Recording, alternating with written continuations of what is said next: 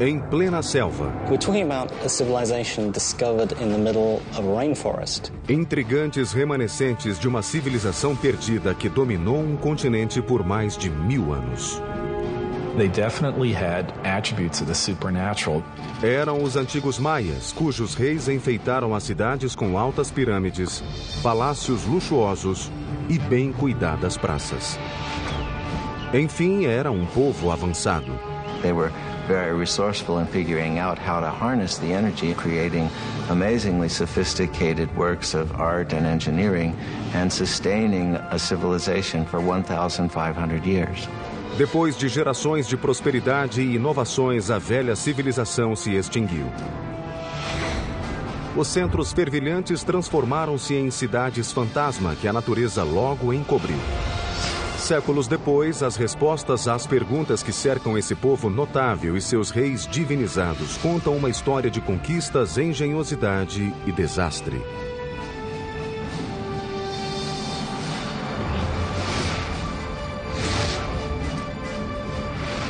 Construindo um império. Os Maias. Ano 869 de nossa era, nas selvas da Guatemala. Os maias começavam a se desesperar. Alimentos e água escasseavam. Milhares morriam de inanição. Desnutrição e doenças castigavam a população. Os súditos já não acreditavam que os reis soubessem apaziguar os deuses. Revoltas e tumultos flagelavam os povoados. Uma por uma, as grandes cidades foram sendo abandonadas. A velha civilização maia se desfazia. City after city, area after area begins to fail. Cities are abandoned, kings disappear, and what had been classic Maya culture really comes to an end. O que aconteceu a esse grande povo? Até hoje, os cientistas estão intrigados. We know that people began to disappear. The question is, how did that happen? A resposta talvez esteja em hieróglifos complexos conhecidos como Código Maia. A hieroglyph is a complex way of conveying all the information that Maya people could think or express. And is the only example in the Americas of a complete, complex system of writing. Hoje, esses símbolos estranhos revelam uma história brutal de guerras, de reis de imenso poder e de ascensão e queda de um povo misterioso. Hi, I'm Peter Weller, and I'm standing on top of this beautiful temple deep in the rainforest of southern Mexico near the border of Guatemala, and this is the heart of the civilization of the ancient Maya. For years, archaeologists believed that the ancient Maya were peacefully separated into 40 or so independent city-states, each with their own dynasty of kings. For what we could tell, there seemed to be trade, communication, but there didn't seem to be any particular imperial aggression motivated by a thirst for land or power outside of a king's own territory. But in the last half-century, these theories are starting to fly in the face of a different story because hieroglyphs like this one, the remnants of the ancient Maya's advanced writing system, are painting a whole new picture. The touchy-feely 1960s and New Age ideas of a gentle and loving people are being fast replaced by a much more complex reality of city-states, butting heads and bloody clashes. And now we have evidence that brutal battles and human sacrifice were fundamental components of life among the ancient Maya.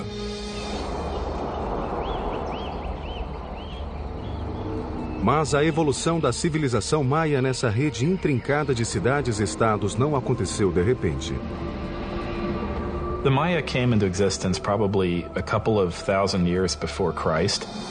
Perto de 500 anos antes de Cristo, a população crescera e as pequenas comunidades tornaram-se cidades maiores espalhadas em toda a América Central. 2 séculos mais tarde, já havia estados organizados, chefiados por reis de muito poder e influência. They had powerful rulers, they were in competition with each other, and sometimes this competition led to war. Para os maias, a guerra era determinada pelos reis em nome dos deuses. Maya kings were people like us, but for the Maya they definitely had attributes of the supernatural. O preço da devoção tinha consequências brutais, por vezes fatais. people owed a blood debt to the gods. It wasn't that they didn't regard human life or human blood highly. Quite the contrary. Human blood and human life was the most precious, the most sacred thing that could be offered to the gods in order to repay the blood debt that was incurred at creation. O derrame de sangue e o sacrifício humano eram a chave do poder dos reis. Eles reuniam os aliados e atacavam os vizinhos, tanto para apaziguar os deuses como para continuar soberanos. Unlike Rome, in the case of the Maya, we're not dealing with one empire. Instead, we're dealing with a series of rival kingdoms. Por volta do século III depois de Cristo, a civilização maia florescia. Nenhuma cidade conseguira dominar todas as outras, mas uma delas parecia despontar no horizonte: Tikal. Tikal is one of the few cities that goes strong in the pre-classic period before the time of Christ, and then it just continues pretty much unabated all the way until the end of the classic period. This is a city that never really lost it. Mas no século VI, uma vizinha chamada Calakmul passou a ameaçar Tikal. The Maya had these two great dynastic capitals, Calakmul and Tikal.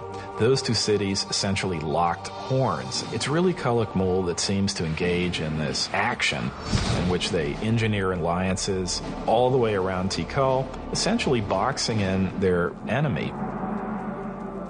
Caberia a um ambicioso e visionário líder construir um centro de poderio militar capaz de vencer Calakmul. Seu nome era Ikin Chan Kawil. Ele construiu o grande ícone estrutural dos maias, uma pirâmide que aguentaria séculos de intempéries. O Templo do Grande Jaguar. The most valuable monument was one that took a lot of effort. So, a big temple pyramid is an indication of your power, your strength, your prestige. It's a way of drawing people into your city because it shows what an awesome, powerful ruler you are. Construir um ambiente semi-tropical com materiais rudimentares constituía enorme desafio, principalmente quando o objetivo era construir verticalmente. Most of the technology that we associate with big stone constructions were unknown to the Maya. They did not have beasts of burden. They didn't have metal tools. O que os maias tinham era um suprimento quase inesgotável de calcário e excelente mão de obra gratuita. Your labor was one of the things that you were required to give to the king on an annual basis. Blocos de calcário eram tirados da pedreira e depois empurrados, puxados ou carregados à força ao local da obra. They use something that we call the tump line, and this is a rope that would pass around the forehead, and in that they could carry literally at times hundreds of pounds of debris. Pedra a pedra, a pirâmide foi subindo para as nuvens. Andaimes de madeira sustentavam os operários e a própria estrutura. Os canteiros davam forma ao calcário com ferramentas de pedra e marretas de madeira. A parte interna era preenchida com material de refúgio, mas a externa era cuidadosamente tratada e coberta por uma argamassa chamada estuque maia, que pintavam de vermelho. Even though they knew of the wheel, even though they knew of metal, they elected not to make practical use of either of these things. And I think in part it was because in their worldview something was much more valuable if a lot of human labor went into it. Com 45 metros de altura, o Templo do Grande Jaguar parecia emergir das árvores, voltado para o sol poente. Esse ancestral dos arranha-céus chamava a atenção de quem pusesse os pés na grande praça de Tikal como símbolo de poder e redenção. Mas esse milagre da engenharia maia foi só o começo. Em 736, o rei Ikin derrotou seu grande rival, o rei de Calakmul. Depois, em 743 e 744, Ikin atacou e conquistou duas cidades que ainda cercavam Tikal: El Peru, a oeste, e Naranjo, a leste. Finalmente, a teia que ameaçava sufocar Tikal fora rompida. In celebration of this, he builds a whole series of major expansions to the palace, new pyramids. And when we look at Tikal today, in many cases we're looking at the fruits of that success.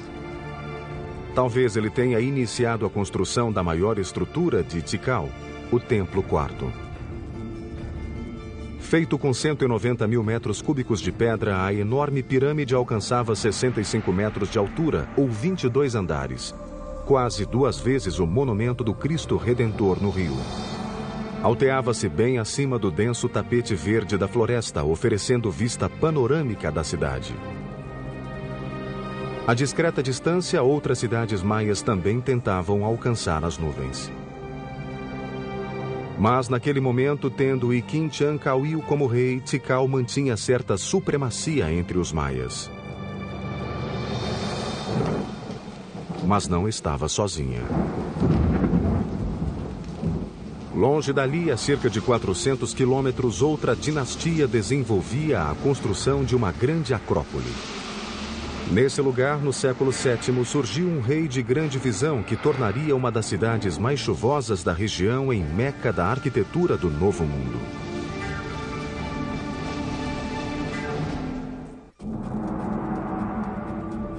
Ano 611 depois de Cristo. Na periferia da região maia, ao sul do México, a cidade de Palenque estava por um fio. Tentava desesperadamente se defender de um ataque de Calakmul.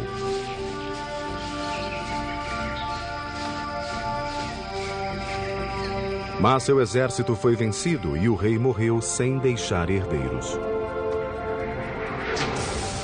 Um rei maia era divinizado. Portanto, sua linhagem era essencial para a cidade. O fim de uma dinastia geralmente acabava em desastre. Nesse momento crítico, o maior surto de construções da história maia estava prestes a acontecer em Palenque. Mas o rei responsável por isso ficaria esquecido até meados do século XX.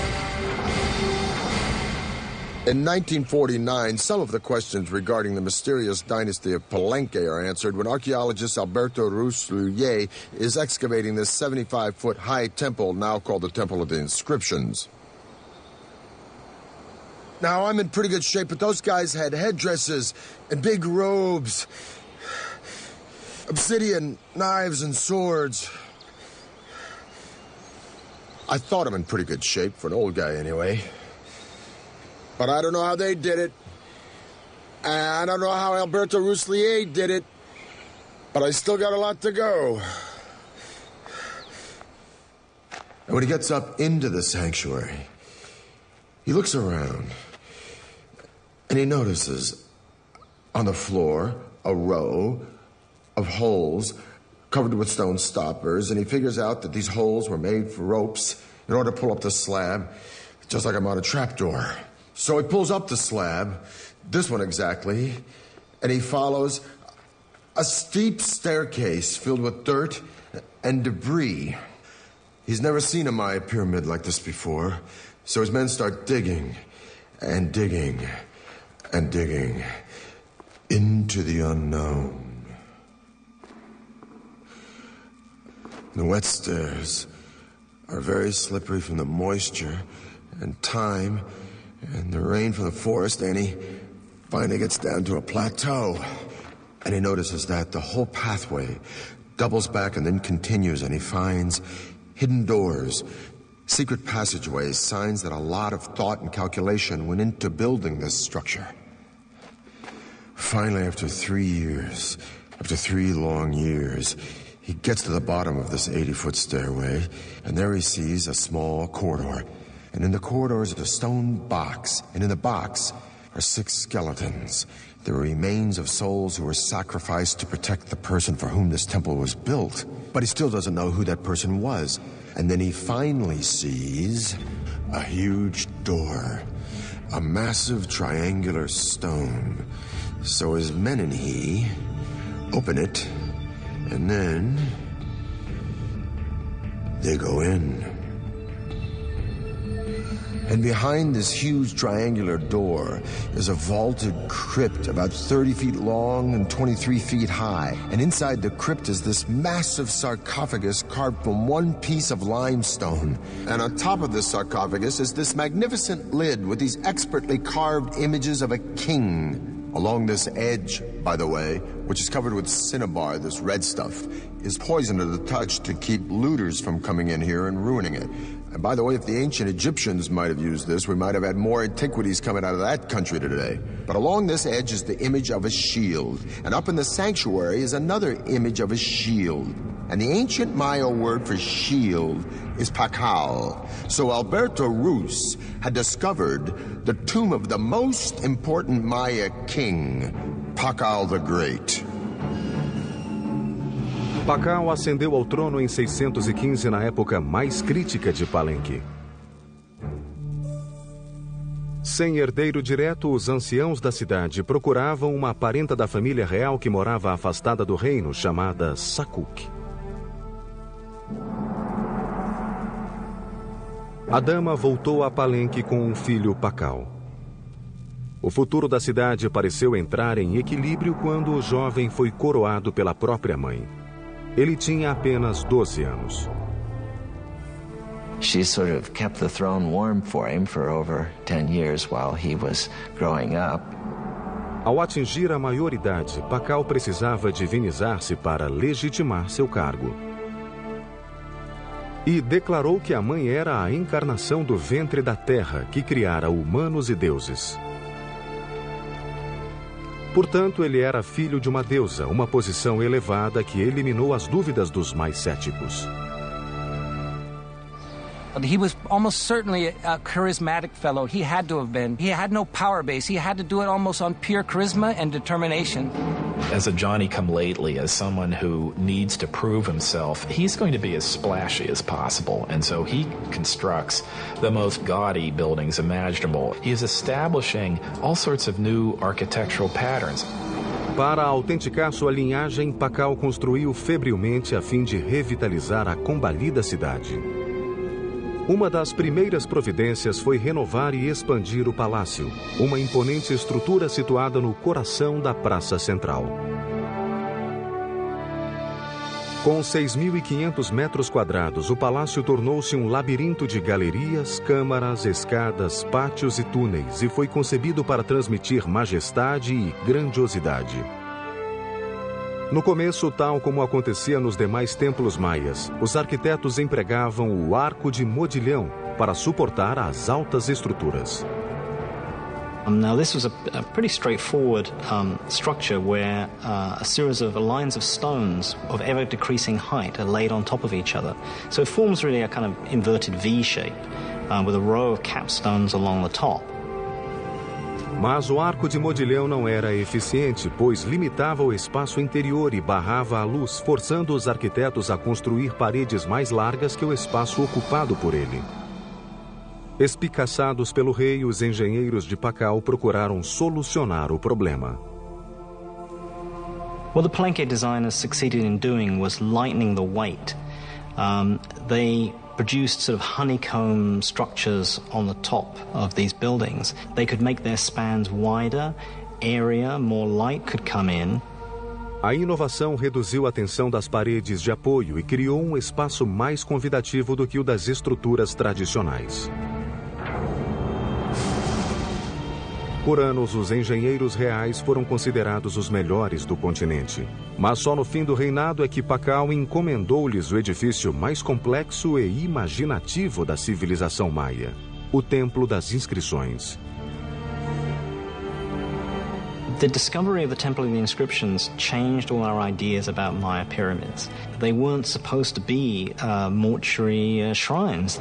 Dentro, ao lado da escada que descia para a tumba, os engenheiros construíram um psicoduto ou tubo oco. It's a conduit that allows someone on the top of the pyramid to speak into this speaking tube, and eventually you would be able to presumably communicate directly with Pakal in his tomb. O sarcófago de 20 toneladas foi feito para durar uma eternidade. This actually had a lid which was rolled off to one side, and there was a cavity for his body to be put, so that when he eventually did die, the door was sealed and the stairway was blocked. Arquitetos e escultores criaram um esquife rico de simbolismos retratando a ressurreição de Pakal no além. Os escribas receberam ordem de desenhar uma grade que acomodaria 640 glifos contando a história do reinado de Pakal.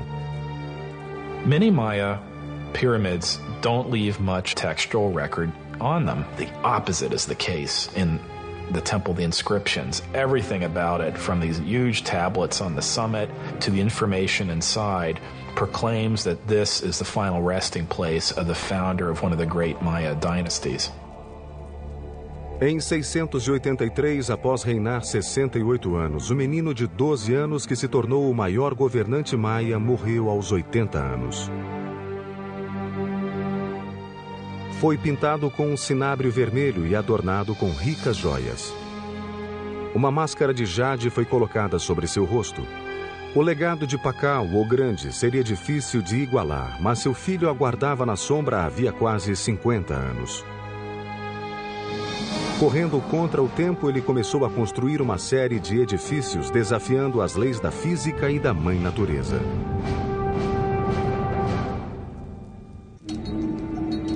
Em 684 d.C.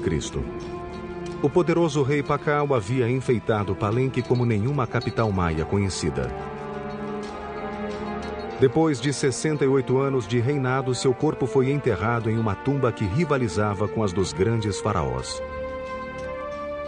Agora cabia ao filho dele cuidar do legado paterno e firmar-se no trono. Seu nome era Kambalan. Pakal was the founder of a dynasty, but his son was a great consolidator. He was someone that was going to make sure that that dynasty would continue. O novo rei de 48 anos lançou-se imediatamente num projeto ambicioso de 3 pirâmides imaginado para perpetuar seu nome. He designed and constructed the Cross Group, one of the most intricate and beautiful groups of ceremonial temples ever constructed in the Maya world. These are his memorial, and they tower above the palace. They look down on the works of his father. And in some ways, I think they represent a statement of individuality, that he himself is going to leave his imprint on the city, just as his father did. Kambalan ordenou aos engenheiros que construíssem 3 complicados edifícios: o Templo da Cruz, o Templo da Cruz Folhada e o Templo do Sol. Os engenheiros de Kambalan dariam um gigantesco salto adiante, usando sofisticados cálculos de geometria, ainda desconhecidos no mundo todo, em que se basearam para criar um sistema numérico. One of the many ways in which the Maya were ahead of their time was in their creation of what we would refer to as zero. With a similar combination of a shell which represented 0 or completion, and then a dot, number 1, and then a 5. By just placing them in different positions, they were able to multiply, and reach incredible numbers. The Greeks and Romans were tremendous engineers, theologians, historians, and so forth, but were very limited by their mathematical system because they didn't have a zero. So here you have the irony that they were able to produce great public works, philosophy, and whatnot, but were really pretty lousy mathematicians compared to the Maya. As observações dos sábios de Kambalan podem ter incluído a descoberta de proporções como as raízes quadradas de retângulos e uma coisa que conhecemos como razão áurea. Algo natural que pode ser visto nos animais, na natureza e no corpo humano na proporção de 1 para 1,618. Measure a person from his head to his belly button, and then from his belly button to his feet, you get a proportion very close to 1 to 1.618, the golden mean. Estudiosos acreditam que essa proporção vem sendo usada nas estruturas há milhares de anos, em lugares como as pirâmides de Gizé, no Egito, e o Pártenon, na Grécia. O Homem de Vitrúvio de Leonardo é um estudo dessa proporção. Dizem que a Mona Lisa tem a mesma razão no rosto. Não tendo nada mais que varas e uma corda, os engenheiros de Cambalan puderam medir as raízes quadradas dos retângulos. No Templo da Cruz, essa forma foi usada para marcar os dois grandes pilares da fachada, a largura do portal do meio e as paredes internas. A razão áurea está nas câmaras de trás e na base, cujo lado menor é 1 e o maior é 1,618. Usando quadrados e proporções naturais no Templo da Cruz, o desenho do piso foi ganhando forma e beleza, cheio de geometrias, história mitológica e o legado do próprio rei. Mas nem toda a engenharia de Palenque baseava-se na vida após a morte. Os arquitetos também focalizaram necessidades mais práticas. One of the names of Palenque is Lacamha, which means place of great waters. We have 4 rivers running through Palenque year-round. We have dozens of springs. We have water everywhere. Mas essa riqueza também trazia problemas. Palenque era cercada de altas falésias, fontes naturais e gargantas que modelaram toda a região, deixando não mais que pequenas áreas planas adequadas à construção. Unlike most Maya cities, the problem facing Palenque wasn't how to store water for the dry season, it was how to deal with an overabundance of water. As you can see, everything is green here, it rains every day. So to meet this challenge, the city planners devised a unique way of diverting the pre-existing streams by building subterranean aqueducts that would channel the water underground, thus saving more land on top for cultivation. These tunnels were lined with limestone and they were covered with our old friend from Egypt and Greece, the corbelled vault. Series of protruding stones, one on top of the other, formed sort of an arch overhead. Now these ceilings were so sturdy, they could support the massive weight of Palenque's giant plazas overhead. So the people were walking along with the water rushing underneath them, being diverted away from the city, just like it is where I live today in New York City. O mais incrível é que há sinais de que os arquitetos talvez tenham descoberto um modo de utilizar a pressão da água. Construíram dutos de água por dentro do terreno acidentado, às vezes até colina acima. Quando se aproximavam dos grandes edifícios, os dutos iam se estreitando gradualmente. Como nas fontes romanas, a água ganhava forte impulso ao correr por dutos cada vez mais estreitos e assim a água corrente chegava aos edifícios. We have beautiful systems of sweat baths and swimming pools and aqueduct. In its day, it would have rivaled any of the Roman aqueduct systems. We don't see this use of water pressure anywhere else, and it doesn't appear again until the Spanish bring the technologies with them.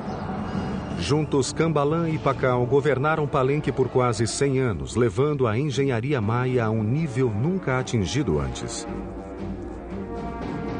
O futuro parecia brilhante para a bela e florescente Palenque. Mas seus dias de glória tiveram um fim repentino. Alguma coisa aconteceu ao mundo maia que fez sua mais promissora cidade implodir.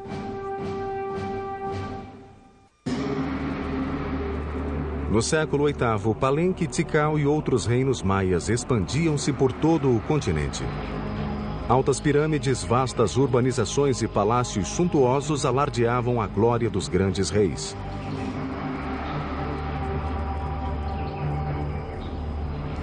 De repente, essas cidades começaram a se dissolver, uma depois da outra.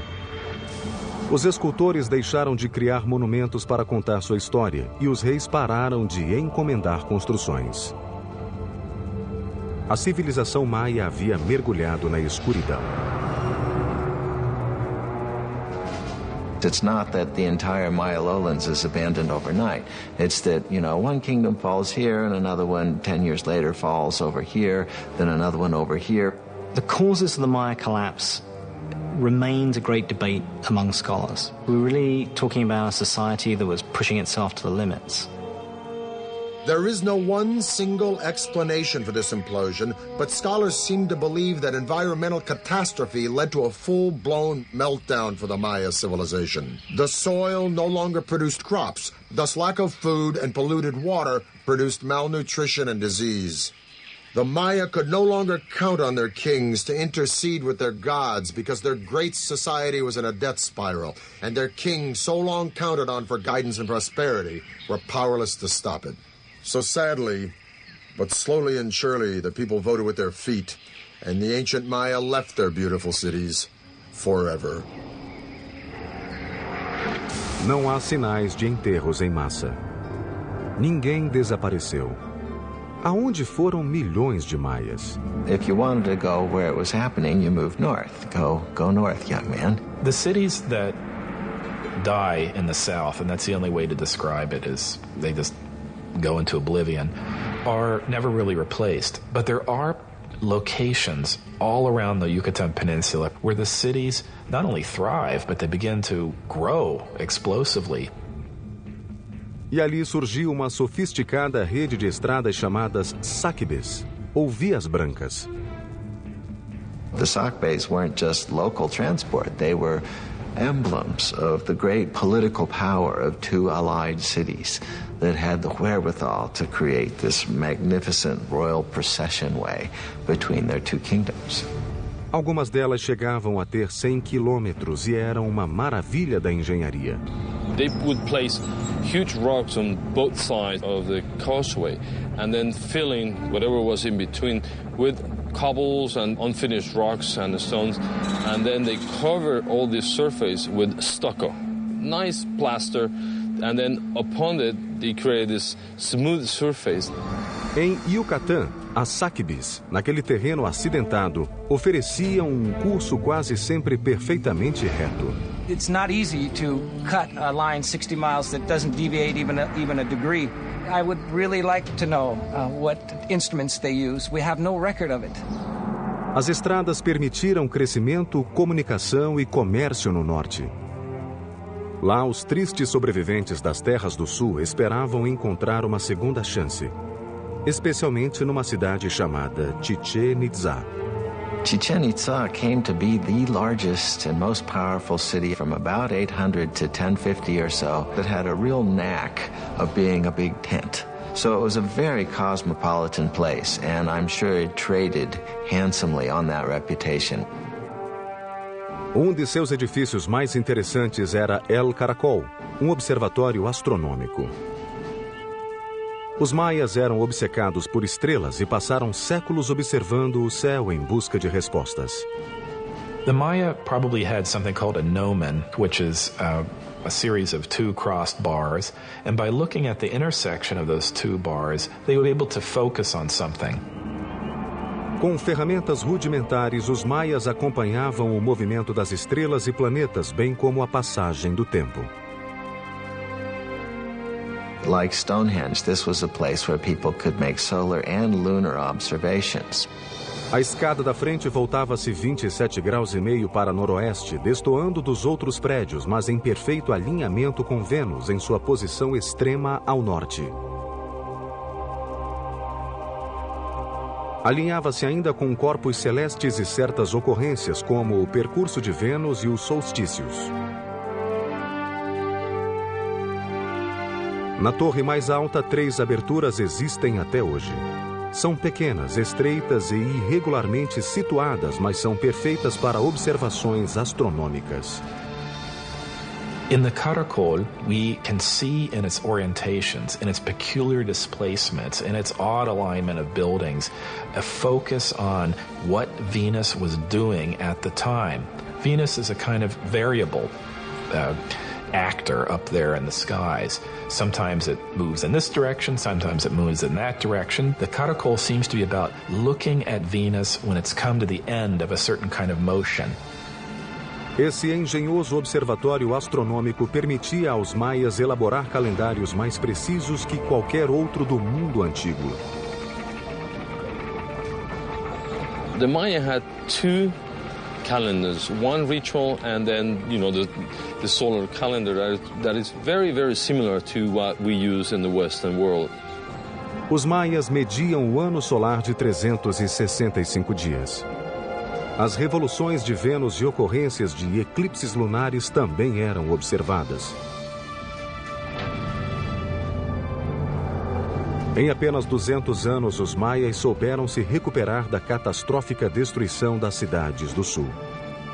Mas agora o norte enfrentaria um inimigo ainda pior, capaz de aniquilar o povo, embora deixasse intactas as cidades. No século IX, as capitais maias desintegraram-se repentina e misteriosamente, pondo fim a uma era de grande prosperidade. Ao renascer no norte, o povo maia tivera a oportunidade de desenvolver a astronomia e a engenharia em escalas sem precedentes. Em Chichén Itzá, sua obsessão pela mecânica celeste deixou marcas permanentes na arquitetura. Mas a pedra angular de Chichén Itzá era El Castillo, ou castelo, construído entre o século IX e X. Os 365 degraus indicavam os dias do calendário civil. 52 painéis de cada lado representavam o ciclo maia de 52 anos. E 9 patamares espelhavam o calendário solar de 18 meses. O templo achava-se posicionado de forma a que sombras específicas se formassem 2 vezes ao ano. For any Maya standing and looking at the northwestern sector of the Castillo, they would see a balustrade and then a combination of shadows and the sun hitting that part just before sunset. And then several triangles form. And then at the very bottom of this balustrade, you have a nice carved serpent head, a snake coming down from heaven. And that is indicating the arrival of the rainy season. Os maias viam esse fenômeno como uma manifestação de Kukulkan, a serpente emplumada. The Mayas were able to actually record, the equinox. That day in the year where night and day, last the same. Every year, March 21st, you see the descent of Kukulkan. Em volta de El Castillo, os edifícios cívicos ganharam nova característica: espaços amplos. A praça era grande, com templos, mercados, campo de esportes e colunatas.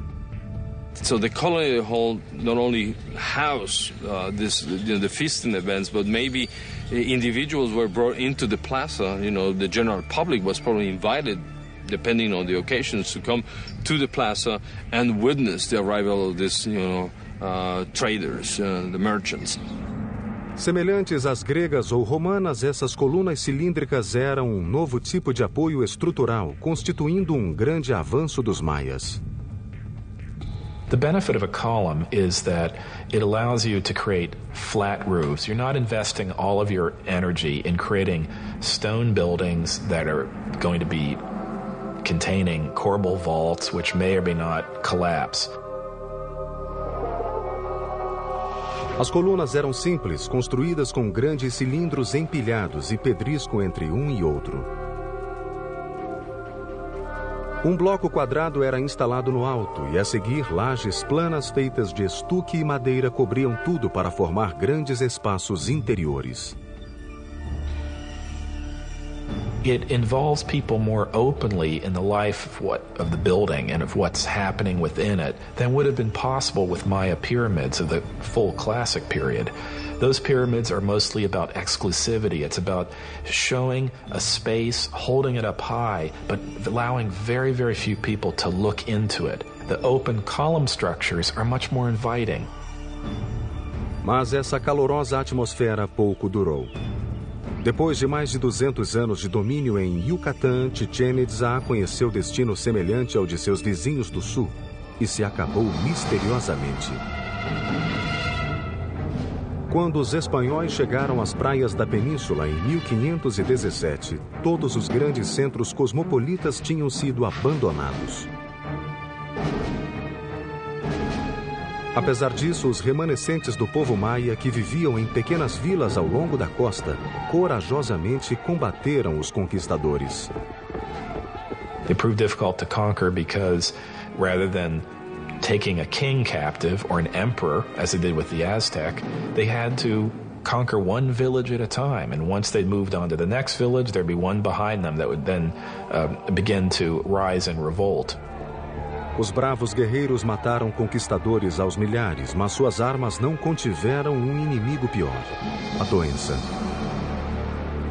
Within 100 years, 90% of the population of the New World was gone. Os poucos que sobreviveram sofreram nova perseguição. Frei Diego de Landa chegara da Espanha para converter os maias ao cristianismo e impôs-lhes sua religião à força. Diego de Landa was a young idealist who came to the New World trying to save souls, trying to win converts to what he referred to as the one true faith. But the Maya didn't believe that they should instantly and forevermore reject all of their own beliefs. A 12 de julho de 1562, Frei Diego organizou um ato de fé e queimou os textos maias, acreditando que eram ditados pelo diabo. This was the end of thousands of years of accumulated knowledge of Maya civilization, one of the great tragedies in human history. Por um golpe de sorte, 4 volumes sobreviveram ao fogo e ao desgaste do tempo. By the 19th century, some of these books that happened to escape the clutches of these friars and their destructive urges began to make their way into public attention. Hoje, a saga de sua sobrevivência é outro mistério da intrincada história dos maias. The fact that they were able to sustain an urban civilization in the rainforest for 1,500 years through all sorts of logistical and other challenges is one that we should admire and one from which we can stand to learn a great deal. Assim como os maias buscavam respostas na terra olhando os céus, nós as buscamos nos céus olhando a terra. Recentemente, a NASA e a Universidade de New Hampshire vêm usando a tecnologia de sensores remotos para descobrir onde cidades ainda não descobertas podem estar. Montes cobertos de árvores podem, na verdade, ser ruínas de antigas cidades esquecidas e intocadas há séculos. A resposta ao mistério maia talvez esteja debaixo de nossos pés. Maya archaeology is just beginning. There are innumerable cities, innumerable temples, innumerable settlements that we have not been able to study and excavate. I think we're entering a golden age of Maya archaeology, and I can only see in the next century a time in which this will become one of the best understood civilizations of the ancient world. We now know that the Maya were an innovative and creative and majestic people with their own particular taste for violence. But what is the real allure of the Maya? What is this mystique that draws generation after generation the world over to this complex and sophisticated civilization? Is it the architecture with its serene palaces and temples, or the intricacies of hieroglyphs and art in a complex writing system? Or is it the astounding comprehension of astronomy and mathematics with the concept of zero, unparalleled in antiquity? Or is it simply because these remarkable people carved entire cities, not just villages and towns, but magnificent cities, right out of some of the most inhospitable landscape in the entire world? In the rainforest between Honduras and the Yucatan, there are literally hundreds and hundreds of Maya sites that are untouched. In Palenque alone, there are 1,500 buildings that lie unexcavated, including temples larger than that one. And if you consider the archaeological treasures yet to be found in cities like Tikal and Chichen Itza, I say, and I'm sure I'm not alone, that the real allure of the Maya, the real magic and mystique of this civilization, are the mysteries that still lie buried deep within this jungle. I'm Peter Weller for the History Channel.